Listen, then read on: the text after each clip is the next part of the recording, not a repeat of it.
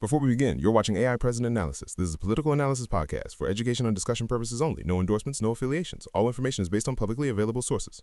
Yesterday, NBC's Tom Llamas interviewed Iran's foreign minister. Asked, "Are you afraid of U.S. ground invasion?" Answer, "No, we are waiting for them." Then added, "It would be a big disaster for them." March 5th, NBC Nightly News. Tom Llamas sits down with the Iranian foreign minister. First Western media interview since war started. First direct statement from Iranian government to American audience. Llamas, is Iran afraid of a possible U.S. ground invasion? Foreign minister, no, we are waiting for them. We are confident we can confront them, and that would be a big disaster for them. Not afraid, waiting, confident. Big disaster. That's not diplomatic language. That's a dare. That's bait. And he didn't stop there. Llamas, is Iran asking for a ceasefire? Iran's foreign minister, we are not asking for a ceasefire. We will defend ourselves. No reason to negotiate with the U.S. No ceasefire. No negotiations. Full defiance. Iran's position is clear. Come if you want. We're ready. You'll regret it. And Trump? Trump wants to accept that dare. NBC sources confirm Trump privately wants ground troops. NBC Nightly News also reported multiple sources inside White House. Trump asking military planners about ground invasion feasibility. How many troops needed? How long it would take? What casualties expected? Military brass warning him, this is not Iraq 2003.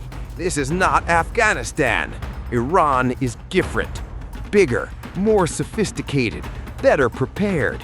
Mountainous terrain, 88 million population, mobilized military. Trump dismissing concerns. We have overwhelming force. We have air superiority. We can do this. Subscribe if you want coverage nobody else will give you. This is Vietnam 2.0, and we're explaining why. Subscribe now. Now let me show you why Iran wants this, because it's a trap. U.S. can bomb Iran forever. Iran knows they can't stop that. But ground invasion? That's different. That's where they win. Vietnam, Iraq, Afghanistan, same playbook, same result. Iran cannot defeat U.S. Air Force, cannot stop bombers, cannot prevent strikes. They've lost air defenses, 80% destroyed according to Israeli estimates. Sky belongs to U.S. and Israel. But air power doesn't win wars, boots on ground do, and ground is where Iran has advantage. Geography. Iran is 636,000 square miles, sixth largest country in the Middle East, bigger than Iraq and Afghanistan combined. Mountains everywhere. Zagros Mountains, Elburz Mountains. Terrain favors defense, nightmare for invaders. Vietnam was jungle, guerrillas invisible, ambushes constant. U.S. couldn't find enemy. Iran is mountains, same concept. Different terrain, same result. Population. Iraq had 25 million people when U.S. invaded. Afghanistan, 20 million. Iran has 88 million. More people means more resistance, more recruits, more casualties for occupiers. And Iranians are nationalistic. Not all support government, but foreign invasion unites them. Always does. Vietnam. Communists unpopular, but American invasion united country. North and South both fought invaders. Iran, same. Regime unpopular, but American boots on Iranian soil? Everyone picks up a weapon. Military capability. Iran has 580,000 active military personnel, 350,000 Revolutionary Guard, millions in reserves and besieged militia. Not all well-trained, not all well-equipped, but all willing to fight. They've prepared for this. Tunnels, bunkers, weapon caches, guerrilla warfare doctrine. U.S. military dominates conventional warfare. Iran knows, so they won't fight conventionally. IEDs, ambushes, hit and run, bleed Americans slowly, erode public support, win by not losing. Vietnam playbook, and it worked. Hit the like button if you think ground invasion would be a disaster, because we're about to prove it. Now, Trump's plan, and why it's insane. Trump wants to pick Iran's next supreme leader. Not kidding. That's the actual plan. Invade, decapitate regime, install US-friendly government. Iraq 2.0, except worse. NBC sources inside administration. Trump's goal is not just regime change, it's regime installation. Kill current leadership. Check. Already done. Khamenei dead. Destroy Revolutionary Guard Command. In progress. Airstrikes hitting them daily. Then invade. Secure Tehran. Install provisional government led by US-approved Iranian exile. Who? Name floating around, Prince Reza Pahlavi, son of last Shah, lives in US, wants throne back. Trump reportedly discussed with him, offered support in exchange for US favorable oil deals and Israel recognition. This is Iraq 2003 all over again, except Iran is not Iraq, not even close. Iraq had 25 million people. Iran has 88 million. Iraq invasion took 160,000 US troops. Iran would need 400 plus. Iraq war cost $2 trillion.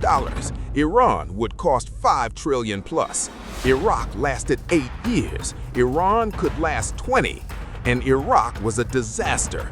Everyone agrees. Even people who supported it admit it failed. Now Trump wants bigger version. Same concept, larger scale, worse terrain, more enemies.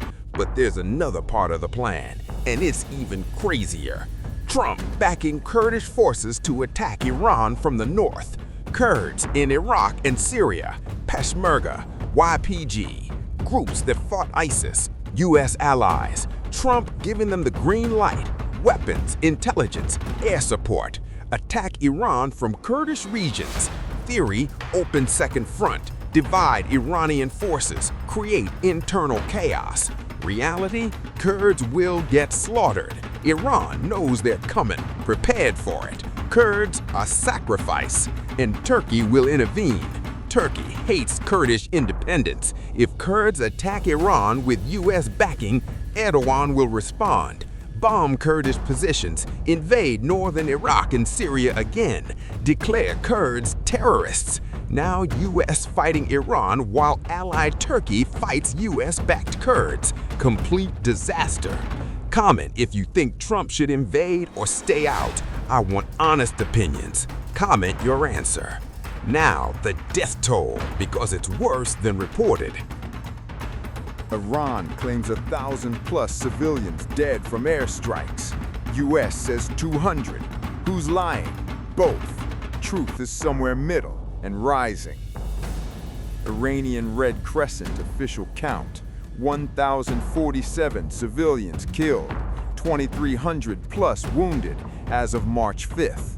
Includes the schoolgirls, residential buildings, markets, hospitals claimed as military targets. US Pentagon count: 200 civilian casualties confirmed. We regret any civilian loss, investigating each incident. Gap between 1,047 and 200 is a credibility gap.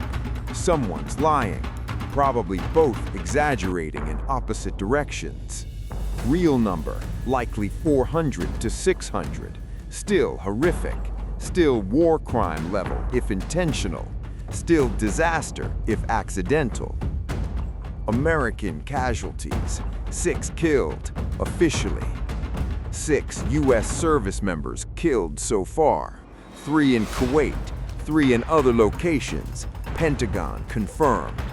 But NBC sources say real number higher, possibly 12 to 15. Some deaths classified. Special operations losses not disclosed publicly.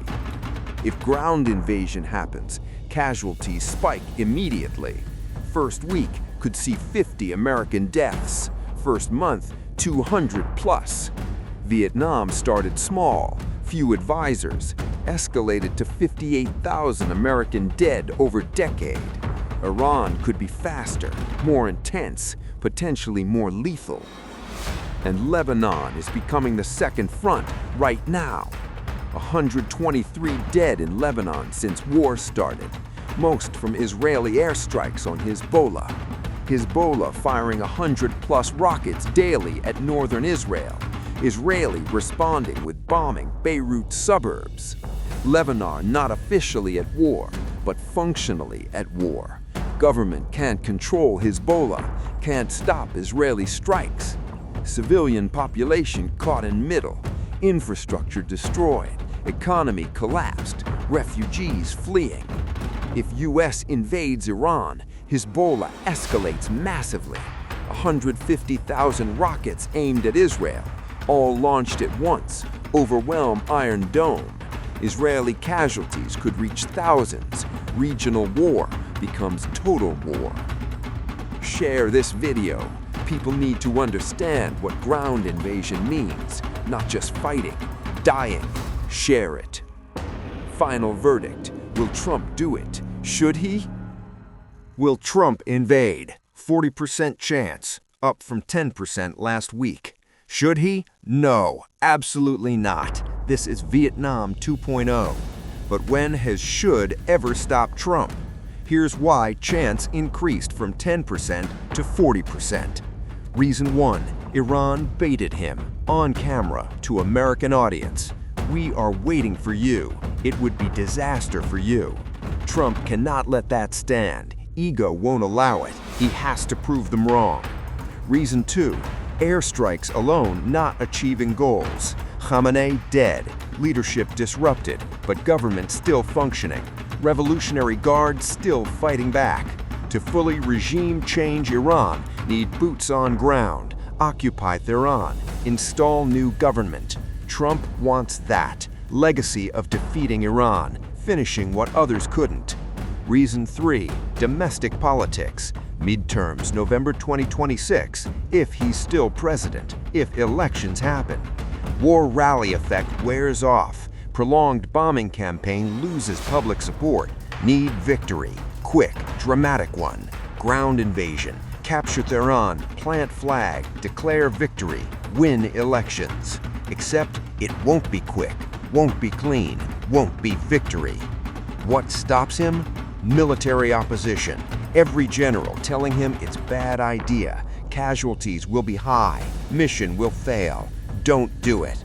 Congressional pushback. Democrats will oppose. Some Republicans will oppose. But Trump has war powers, can deploy for 90 days before needing authorization. 90 days? 3 months. Enough time to get bogged down. Then, politically impossible to withdraw. Public opinion? Polls show 60% Americans support airstrikes. Only 25% support ground invasion. But Trump doesn't care about polls. Never has. Predictions for next 30 days. March 10 to 15. Trump orders limited ground incursion, not full invasion. Testing the waters. Special forces, rangers, seize specific targets in western Iran. Oil facilities, weapons depots, limited objectives. Iran responds, ambushes, IEDs, kills Americans, captures some, parades them on TV. Trump faces choice, escalate or withdraw. Pull troops out looks weak, send more troops looks reckless. He escalates, always does. 5,000 troops becomes 20,000, 20,000 becomes 50,000. By April, full ground war, multiple fronts, casualties mounting, no exit strategy. Media comparisons to Vietnam intensify. By May, protests in the US, anti-war movement rebuilds, coffins coming home, Trump approval drops. By June, Trump claims victory anyway, says mission accomplished, troops stay indefinitely. Iran insurgency begins. Iran said, "We are waiting for you." They mean it. They've prepared for decades. Vietnam said same thing. "We beat French, we'll beat you too." They were right. History doesn't repeat, but it rhymes. This rhymes with Vietnam. Subscribe for coverage as this develops. If ground invasion happens, you need to follow it. We'll break it down. No propaganda, just analysis. Subscribe now. They're waiting. Question is Trump dumb enough to go?